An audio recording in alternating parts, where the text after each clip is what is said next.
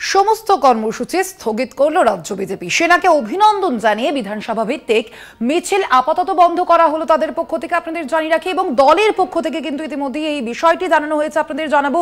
সমস্ত কর্মসূচি ইতিমধ্যে স্থগিত করা হলো, রাজ্য বিজেপির পক্ষ থেকে এই বিষয়টি জানানো হয়েছে এবং সেনাকে অভিনন্দনও জানানো হয়েছে। একই সঙ্গে সেনাকে অভিনন্দন জানিয়ে বিধানসভা ভিত্তিক মিছিল আপাতত বন্ধ করে দেওয়া হলো।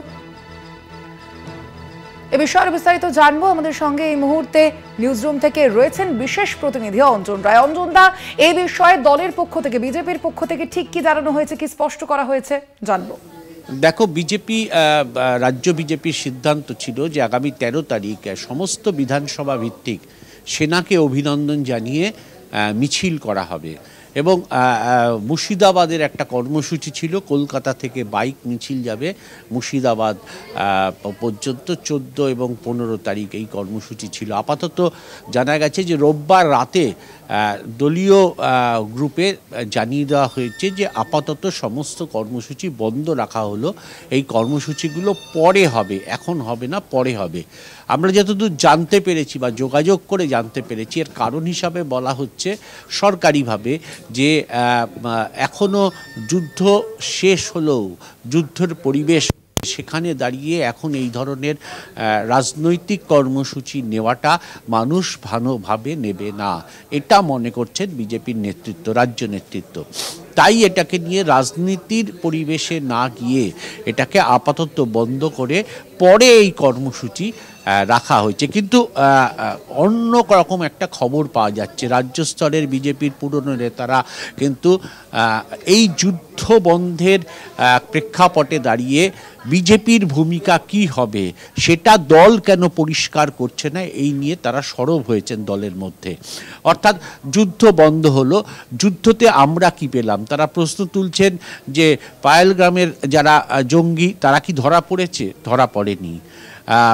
অধিগৃহীত কাশ্মীর কি উদ্ধার হয়েছে? উদ্ধার হয়নি।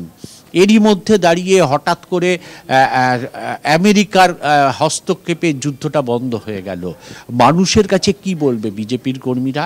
তারা যে কর্মসূচি নিয়েছেন, সেনাবাহিনীকে অভিনন্দন জানিয়ে কর্মসূচি নিয়েছেন, কি বলবেন? এই 3 দিন 3.5 দিনের যুদ্ধ বন্ধ হয়ে যাওয়ার ক্ষেত্রে দেশের ভূমিকা কি, দেশের সরকারের ভূমিকা কি? কেন্দ্রীয়ভাবে বিজেপি নেতৃত্ব, কেন্দ্রীয়ভাবে RSS এ সম্পর্কে কোনো বক্তব্য দেয়নি। ফলে কি বলবে তারা মানুষের কাছে গিয়ে? এই যে 13 তারিখ তাদের মিছিল করার কথা ছিল, এই যে কর্মসূচিগুলো পরপর ছিল, কি বলবেন? শুধু অভিনন্দন জানাবেন? তাদের তো একটা উদ্দেশ্য আছে, একটা রাজনৈতিক বক্তব্য আছে। এই রাজনৈতিক বক্তব্যটা কি হবে? এরকম করে যুদ্ধ থেমে যাওয়া, কোন জঙ্গি ধরা পড়লো না, কোনো কিছু উদ্ধার হলো না, অধিকৃত কাশ্মীর, মানুষকে তারা কি বোঝাবেন যে যুদ্ধ করে মোদি কি পেলেন? এটা তো বোঝাতে হবে যে একটা পজিটিভ দিক, দেশের পক্ষে একটা পজিটিভ দিক। এইটা যতক্ষণ না বিজেপির কেন্দ্রীয় নেতৃত্ব বা RSS এর পক্ষ থেকে বিষয়টা আসছে, ততক্ষণ রাজ্য নেতৃত্ব সিদ্ধান্ত নিয়েছেন যে কোনো রাজনৈতিক কর্মসূচি হবে না। সেটাকে তারা ব্যাখ্যা করছেন যে যুদ্ধ শেষ হলেও যুদ্ধের পরিবেশ রয়েছে, ফলে তারা আপাতত সমস্ত কর্মসূচি বন্ধ রাখছেন। কিন্তু পেছনের কারণটা হচ্ছে এইটাই যে তারা গিয়ে মানুষকে কীভাবে বোঝাবেন যে যুদ্ধ থেকে দেশ কি পেল, যুদ্ধ থেকে কি লাভ হলো, এই ব্যাখ্যাটা রাজ্য বিজেপি নেতাদের কাছে পরিষ্কার নয়। তাই আপাতত এই কর্মসূচি বন্ধ রাখা হয়েছে, পরে হবে বলে জানানো হয়েছে। একেবারে অঞ্জন দা, আপাতত ধন্যবাদ। আমরা কথা বলছিলাম, আমাদের সঙ্গে সরাসরি নিউজরুম থেকে ছিলেন বিশেষ প্রতিনিধি অঞ্জন রায়।